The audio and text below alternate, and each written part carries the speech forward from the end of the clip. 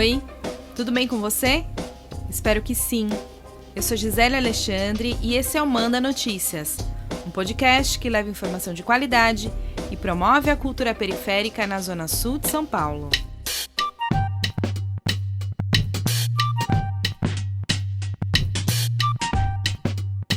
No dia 19 de setembro de 1921, nasceu em Recife, no Pernambuco, Paulo Réglus Neves Freire. O escritor, filósofo e educador brasileiro reconhecido mundialmente por sua metodologia pedagógica. Ele morreu em maio de 1997, mas a sua obra continua viva e influenciando as novas gerações. No mês passado, Paulo Freire ganhou inúmeras homenagens por seu centenário, e a gente não podia ficar de fora dessa celebração. Preparamos com muito carinho um episódio especial para reforçar a importância do nosso patrono da educação. O que o senhor acha desta frase? Mestre não é aquele que ensina, mas aquele que de repente aprende. Olha, eu acho... talvez a gente possa ouvir e ler essa frase sob dois aspectos. Num primeiro, talvez o aspecto da boniteza da frase. Quer dizer, a frase é bonita, entende? Eu, pelo menos, acho bonita. Agora, a rigor, a frase não é correta. A rigor. E por quê? Por que eu digo que a frase não é rigorosamente correta? Porque, para mim, o mestre é o que ensina também, mas é o que, ensinando, aprende. Quer dizer, é aquele que democraticamente está convencido de que não possui a verdade toda, de que não possui o conhecimento. O conhecimento não é propriedade sua, mas ele, ao mesmo tempo, ou ela, está convencido ou convencida de que, por ser mestre, tem o dever, tem a obrigação de ensinar. Esse aí é um trechinho do programa Matéria-Prima, apresentado por Serginho Groisman e exibido na TV Cultura em 1989, onde Paulo Freire, na época secretário municipal de Educação de São Paulo, respondeu várias perguntas de jovens da plateia. Como eu já te contei, Paulo Freire é referência na educação no Brasil. E quando eu digo educação, eu não estou falando só daquela aprendida na escola.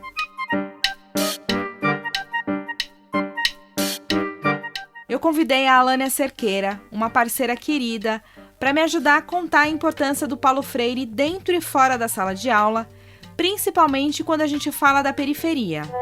Eu sou Alânia Cerqueira, mulher negra, candomblessista, mãe, avó do Bernardo, esposa, amiga e tantos outros papéis que somos aí, né?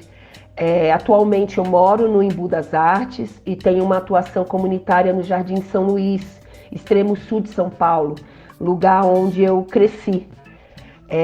Sou consultora, atuo no fomento de redes de desenvolvimento territorial e desde 2012 sou sócia fundadora da Macambira Social. Quero também agradecer o convite, né, realizado aí pela Gisele, pelo Manda Notícias, essa oportunidade de compartilhar as minhas impressões, as minhas percepções sobre Paulo Freire, esse grande educador.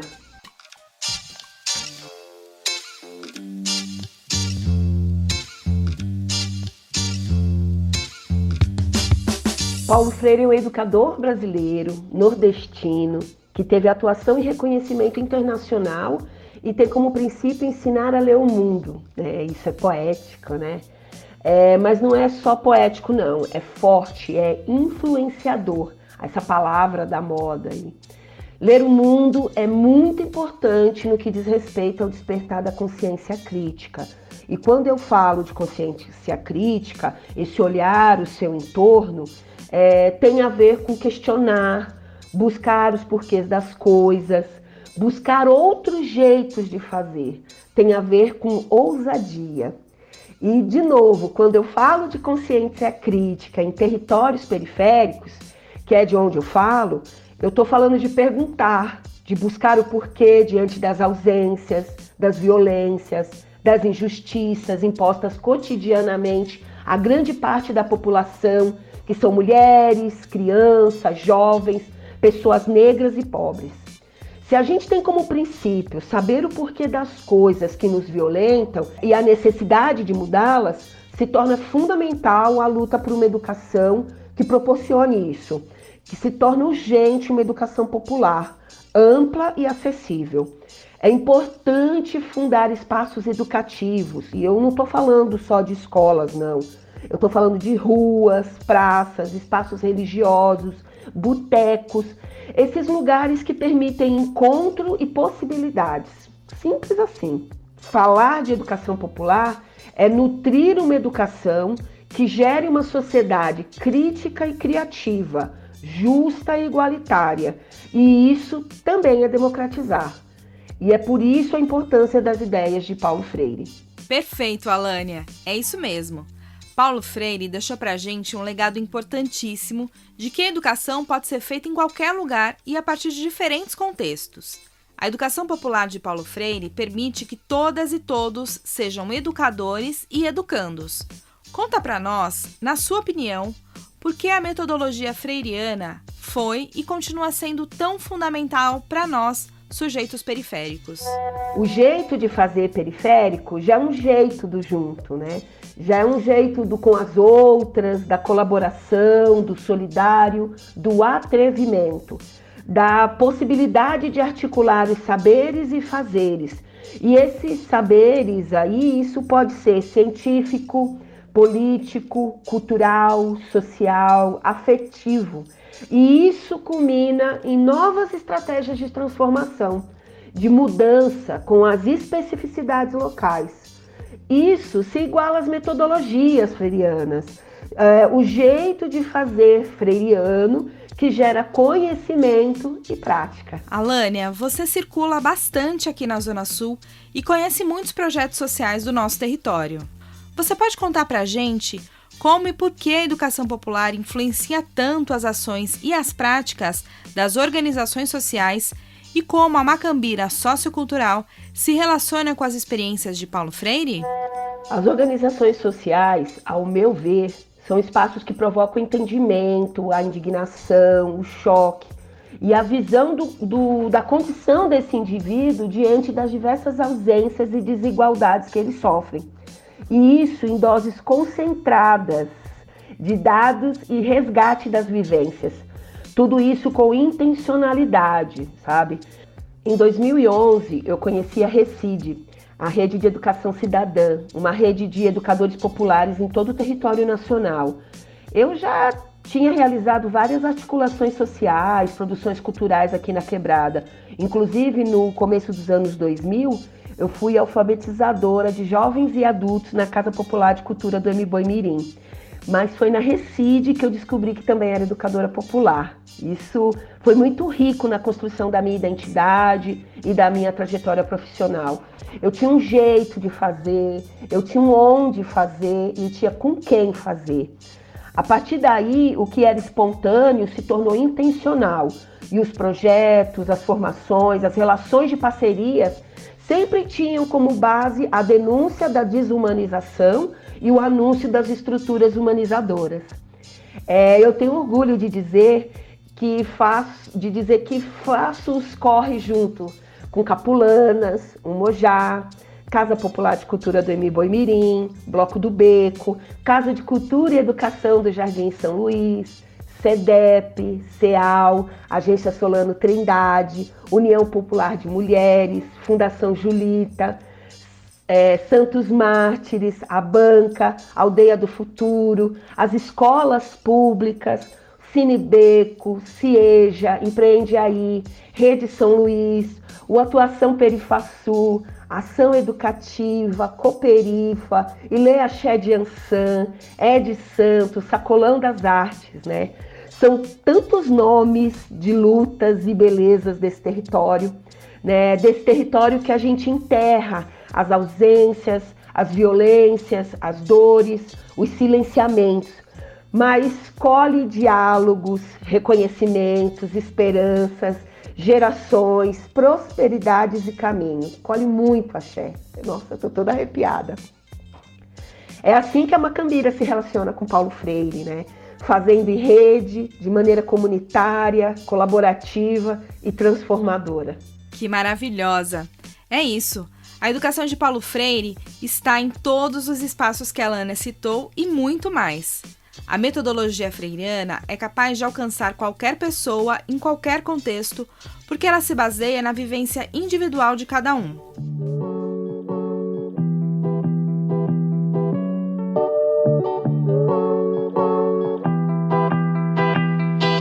Paulo Freire nos ensinou que a educação não é feita de cima para baixo, ela é feita de maneira horizontal, ou seja, ao mesmo tempo que o educador ensina, ele também aprende.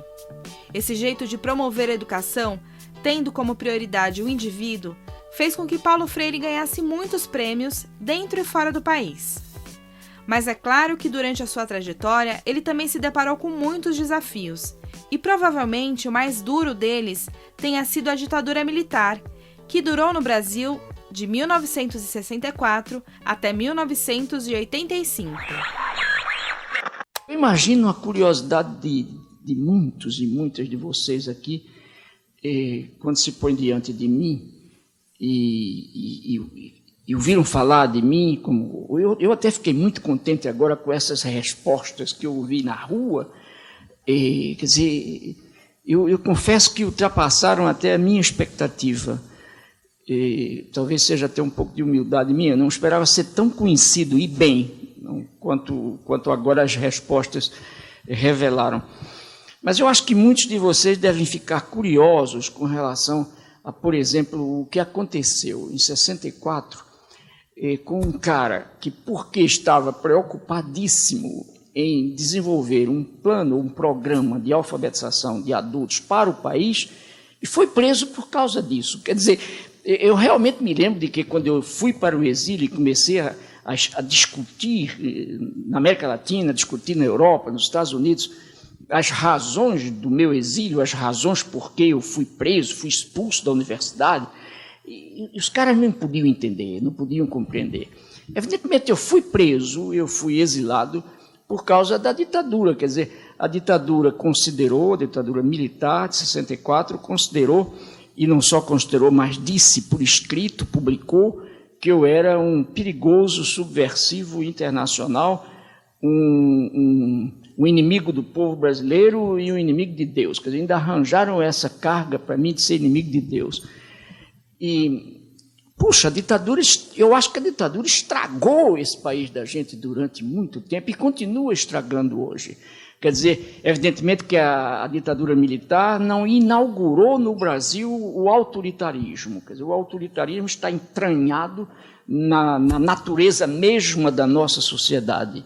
O Brasil foi inventado autoritariamente, mas os militares deram uma indiscutível contribuição ao autoritarismo. Quer dizer, eles ajudaram muito a crescer o autoritarismo, a violência, a mentira. Foi uma coisa trágica isso. Eu acho que esse período de ditadura no Brasil, Deus queira, agora diria eu, que jamais se reinvente. Quer dizer, que o meu gosto é que nós todos, brasileiras e brasileiros, meninos, meninas, velhos, maduros, que nós todos tomemos um tal gosto pela liberdade, um tal gosto pela presença no mundo, pela pergunta, pela criatividade, pela ação, pela denúncia, pelo anúncio, que jamais seja possível, no Brasil, a gente voltar àquela experiência do pesado silêncio sobre nós.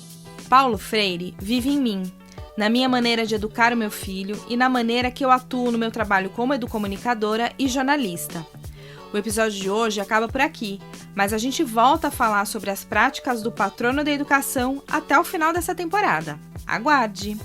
Beijo grande e tenha fé que isso vai passar.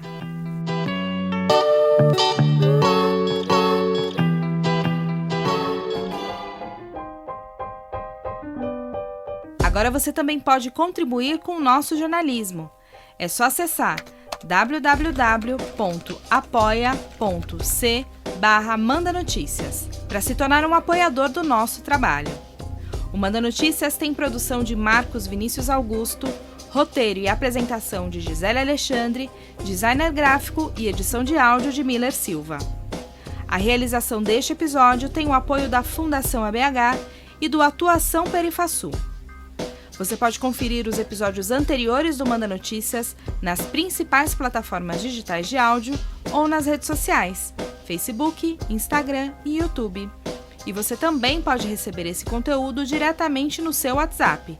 Para fazer parte da nossa lista de transmissão, é só enviar uma mensagem para mim no número 11 9 8336 0334.